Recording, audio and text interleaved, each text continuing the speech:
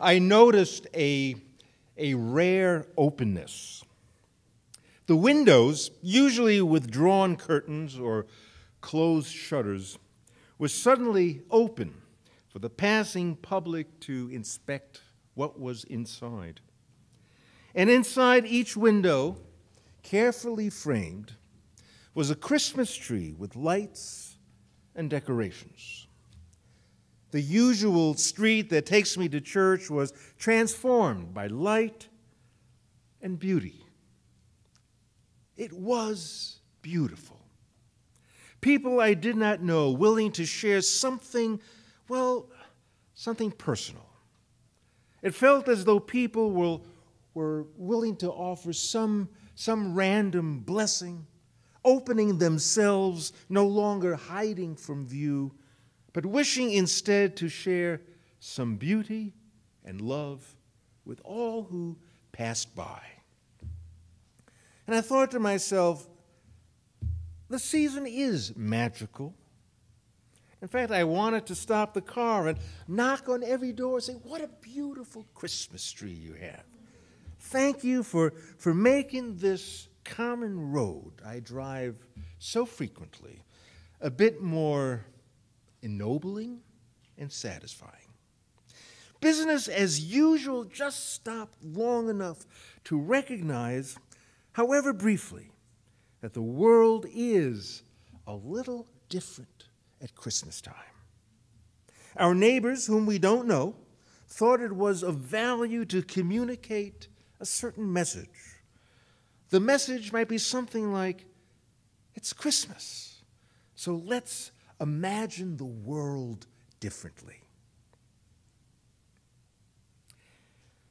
Plato, who philosophized long before a certain child lay in a manger in Bethlehem, receiving presents from wise men from the east, and whose birth infuriated a king, Plato held the belief that we, human beings, are mere, his words, spectators of eternity.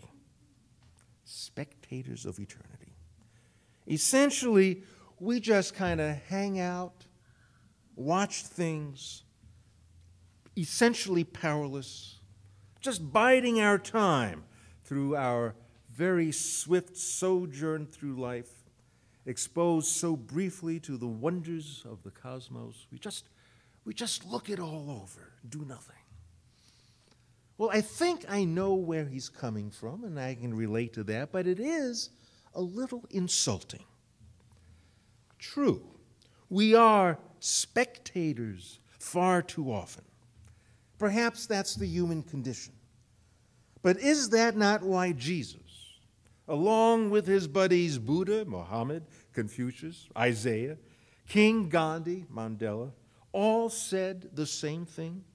Didn't they all say, stop being spectators? The world is our responsibility. Every human heart treasures something, but it'll never be realized without action. Every human heart interprets the world as far from perfect, but spectators merely collude with the injustices we witness. In her recollections of Christmases gone by, Margaret Mead mentions that as soon as autumn deepens into winter and the first snow flurries darken the sky, we begin to measure time till Christmas. 3 weeks, then 2 weeks, and finally the last few hairy days. We are so busy with preparations that we often neglect what this all might really mean. Amidst the surfeit of gifts, what do our hearts treasure? We are so ready for change this time of year, but we forget that Christmas is all about making these changes. Christmas is all about transforming the world. An opportunity lost, especially now.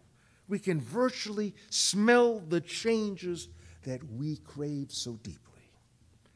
Right now, the clergy across our country are seizing this moment to mobilize their congregations to work seriously for gun control.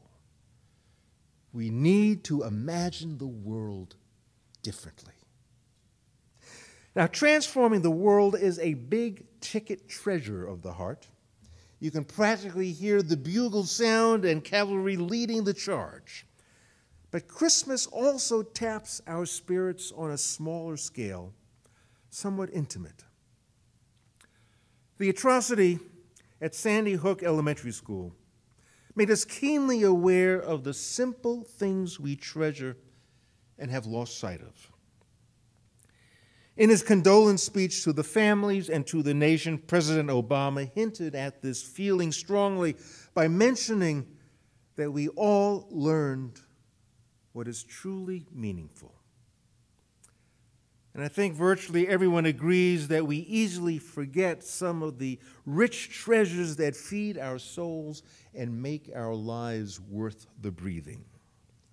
Families may have their own variations on that theme, but essentially, the magical treasured moments that bless families, sometimes even unbeknownst to them, include such simple things, maybe sledding on a snowy afternoon, that conversation en route to a ballet class, a bath time routine, reading a goodnight story at bedtime.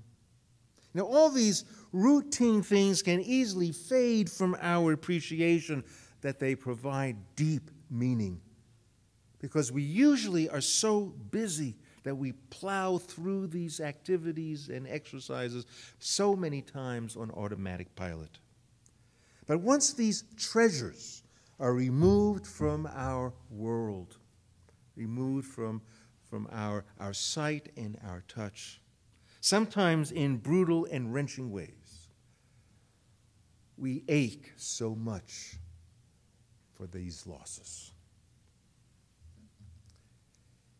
E.B. White, whose keen intellect in writing for The New Yorker was only equaled by his uncanny ability to write children's stories that have become classics.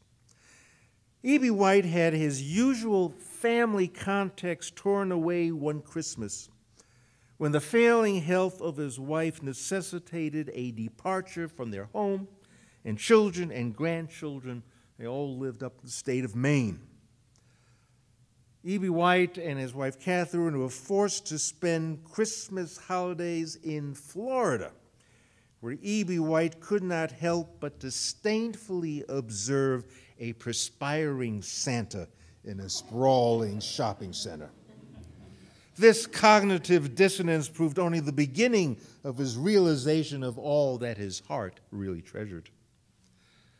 His essay by that name, written in January 1966, offered a humorous yet deeply poignant account of what separation from all you hold dear really feels like when imposed through no intention of your own.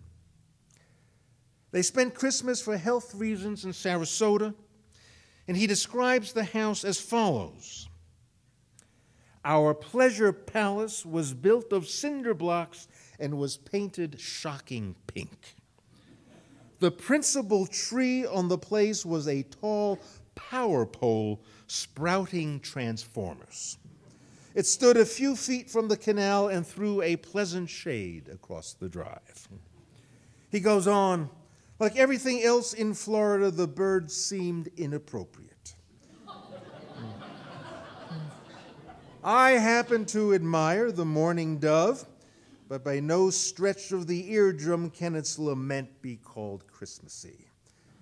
I like to see the turkey buzzard wheeling in the sky, but he's not a merry bird like the chickadee. His vigil is for the dying.